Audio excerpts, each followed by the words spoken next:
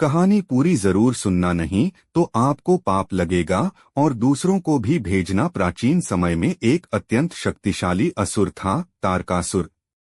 उसने कठोर तपस्या करके वरदान प्राप्त किया कि उसका वध केवल भगवान शिव के पुत्र द्वारा ही संभव होगा। इस वरदान के कारण वह अत्यंत अहंकारी हो गया और तीनों लोकों में अत्याचार करने लगा। देवता, ऋषि और मनुष्य सभी उसके अत्याचार से पीड़ित हो गए।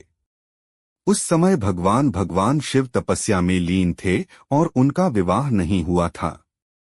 देवताओं ने सोचा कि यदि शिव का विवाह माता पार्वती से हो जाए और उनके पुत्र का जन्म हो तो वही तारकासुर का अंत कर सकता है।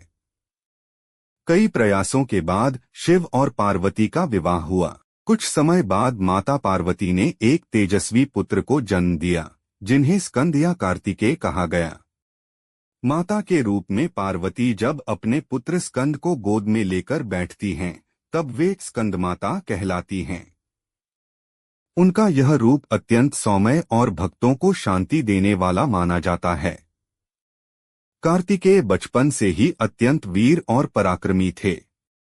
जब वे युवा हुए तब उन्हें देवताओं की सेना का सेनापति बनाया गया।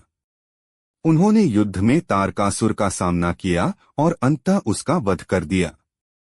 इस प्रकार देवताओं को उसके आतंक से मुक्ति मिली।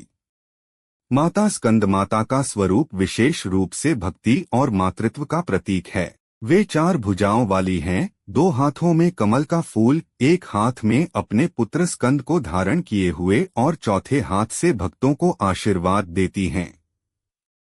वे सिंह पर सवार होती हैं और कमल के आसन पर विराजमान रहती हैं, इसलिए उन्हें पद्मासना देवी भी कहा जाता है।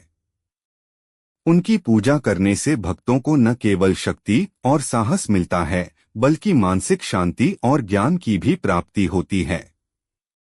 ऐसा माना जाता है कि जो व्यक्ति सच्चे मन से स्कंदमाता की आराधना करता है, उसके जीवन के कष्ट दूर होते हैं और उसे सुख समृद्धि प्राप्त होती है। इस प्रकार स्कंदमाता की कथा हमें यह सिखाती है कि मातृत्व में अपार शक्ति होती है और धर्म की रक्षा के लिए ईश्वरीय शक्तियाँ हमेशा अपने भक्तों की सहायता करती हैं।